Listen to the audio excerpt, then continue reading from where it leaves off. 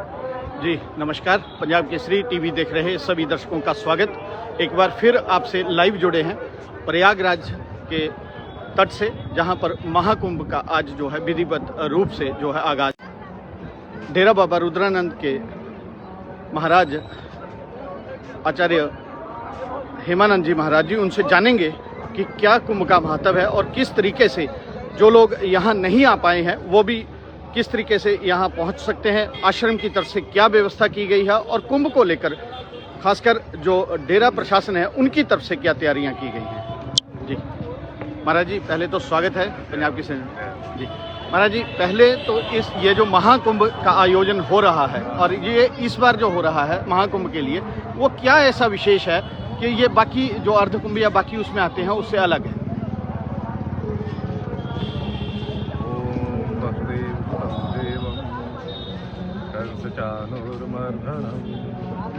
देवकी परमानंदम कृष्ण वंदे जगद्गुरु।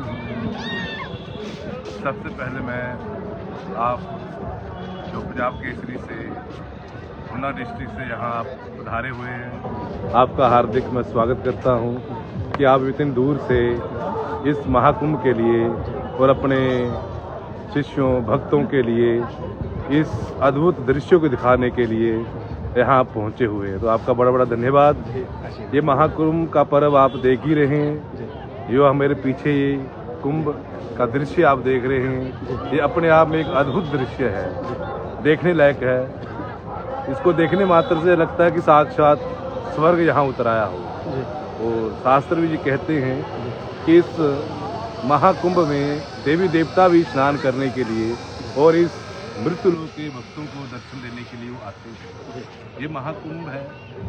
कुंभ चार प्रकार के होते हैं। एक कुंभ होता है, एक अर्ध कुंभ होता है और एक पूर्ण कुंभ होता है, एक महाकुंभ होता है।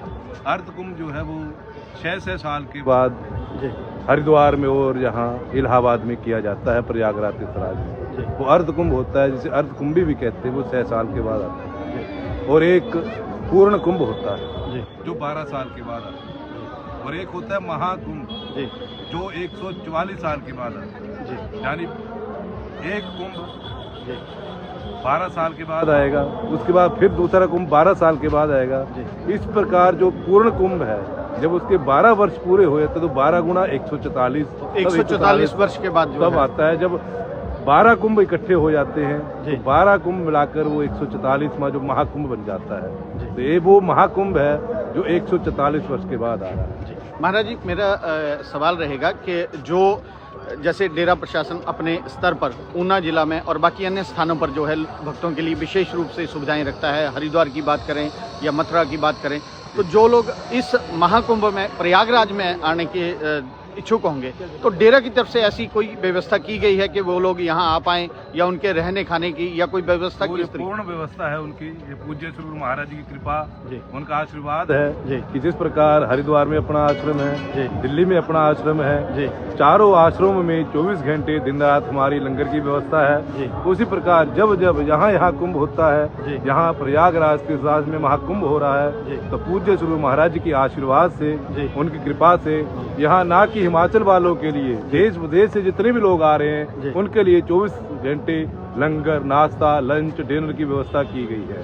दिन रात वो लंगर खा रहे हैं। और हिमाचल से अपने डेरा से विशेष भक्तों के लिए, अपने शिष्यों के लिए बसों का प्रबंध किया गया है, जो बसों में आकर यहाँ पहुँचते हैं। 3 दिन 5 दिन का उनका ये यात्रा होती है।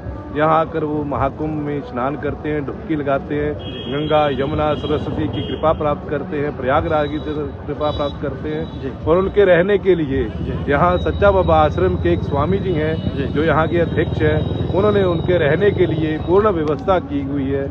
यहाँ हमें उन्होंने अपने रहने के लिए स्थान दिया हुआ है, एक बड़ा हॉल है, 10-12 कमरे दिए हुए हैं, जिसमें हम वो जो बसें आ रही हैं वहाँ से उनको रहने की व्यवस्था और खाने की व्यवस्था, देश विदेश जितने भी लोग आ रहे हैं सब इस लंगर का सदाव्रत जो 24 घंटे लंगर चला हुआ है, जिसकी कहावत है घर में कि ये 24 घंटे का बाबा रुद्र का लंगर है, वो लंगर यहाँ भी चल रहा है और देश विदेश के भक्त यहाँ उस लंगर का प्रसाद ग्रहण कर रहे हैं। जो लोग यहाँ महाकुंभ के लिए ऊना से आना चाहेंगे या हिमाचल प्रदेश के विभिन्न भागों से आना चाह रहे हैं तो कोई विशेष तिथियां नियत की गई हैं कि इसी तिथि को वहां से जो बसें सारी? जैसे हमने बसें लगाई हुई हैं जी। जैसे अब कल शाही स्नान है, उसके जी। लिए 2 बसें यहाँ आ चुकी हैं जी वो कल का स्नान कर कर परसों चली जाएंगी। जी। उसके बाद 24 या 25 तारीख को फिर 2 या 4 बसें जितनी भी आएंगी जी। उनका प्रबंध हमारे नंगल के गांव से ब्रह्मपुर से है लड़के जी अश्विनी कुमार जी और रिंकू उनका नाम है, जी। उनको मैंने ये जिम्मेवारी दी हुई है, वो आश्रम की ये सेवा कर रहे जी। हैं। तो 25 तारीख को शायद 3 या 4 बसें भी हो सकती जी। हैं जो 30 तारीख तक जहाँ जी। रहेगी। उसके बाद 29 तारीख से फिर वहाँ से बसें चलेंगी जी। जो 4 फरवरी तक जहाँ रहेंगी। तो उनका सारा प्रबंध अश्विनी कुमार जी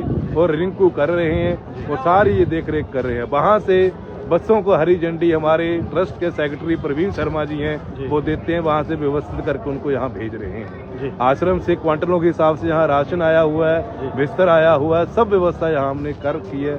कोई ट्रेन में भी आ रहा है, अपनी कारों में भी आ रहे हैं, कोई किस तरह से भी कोई आए हमारे पास पहुँच जाए, उनके लिए खाने की व्यवस्था, रहने की व्यवस्था पूर्ण रूप से यहाँ की जा रही है। महाराज जी, महाकुंभ में ऐसा क्या किया जाए कि उसका पुण्य जो है पूरा फलादेश मिल पाए? महाकुंभ में तो यहाँ आदमी आ जाए, जी प्रयागराज में पहुंच जाए, जी यहाँ पहुंचना ही उनके लिए बड़े सौभाग्य की बात है कि यहाँ पहुंच जाए, जी। आकर यहाँ स्नान कर ले, दान पुण्य कर ले। जी। पंचदेव हमारे हिंदू सनातन में पंचदेवों की पूजा की ही है, जी गणेश जी की, सूर्य नारायण जी की, भगवती दुर्गा की, शंकर जी की जी। और विष्णु की आराधना। जी। यहाँ आकर इनकी आराधना हो जाए। जी। और यहाँ बेणी चक्र माधव का मुख्य यहाँ स्थान है। जी चक्र माधव जी बेणी जी का ये स्थान है, जी। उस बेणी माधव चक्र माधव जी की पूजा हो जाए। जी। यहाँ आकर मंदिरों का दर्शन हो जाए, जी। यहाँ आकर गंगा स्नान तीर्थराज का स्नान हो जाए, जी। यहाँ आकर दान पुण्य हो जी। जाए, तो मान लो कि हमारा मोक्ष निश्चित है।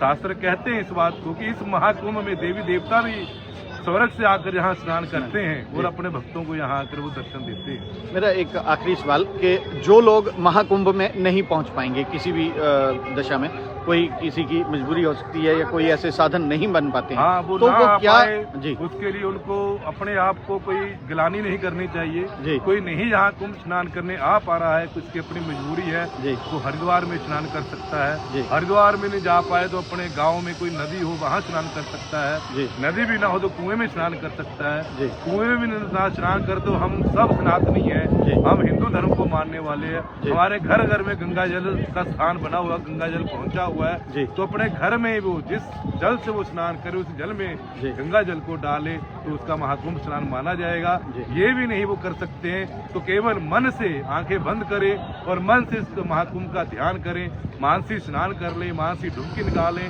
तो जो मानसी स्नान है उसका अनंत गुना फल प्राप्त होता है। महाराज जी, इस महापर्व जो कि महाकुंभ का चल रहा है, क्या संदेश देना चाहेंगे आम जनता को, आम आम जनता श्रद्धालुओं को को? यही हमारा संदेश है कि इस महाकुंभ का जो स्नान है, हम स्नान करें, अपने आप को पवित्र करें, निर्मल करें। जी। ये गंगा स्नान हमारे तन के मैल को दूर करता है, परंतु यहाँ आकर हम अपने मन को भी साफ करें, मन को पवित्र करें, साधु संतों के महापुरुषों के दर्शन करें।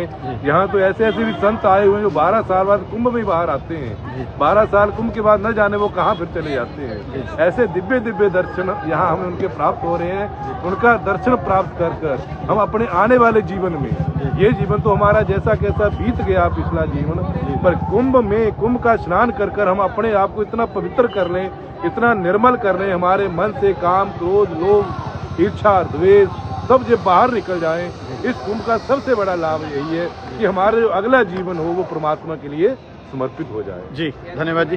तो ये हमारे साथ जुड़े थे डेरा बाबा रुद्रानंद जी से हेमानंद जी महाराज, जिन्होंने बताया कि जो ये महाकुंभ है उसमें क्या करना है, किस तरह से उसका लाभ जो है हमको मिल सकता है और किस तरह से इसका कितना पुण्य फल लोगों के लिए ये जो योग नक्षत्र है 144 सालों के बाद पूर्ण जो कुंभ है वो आता है।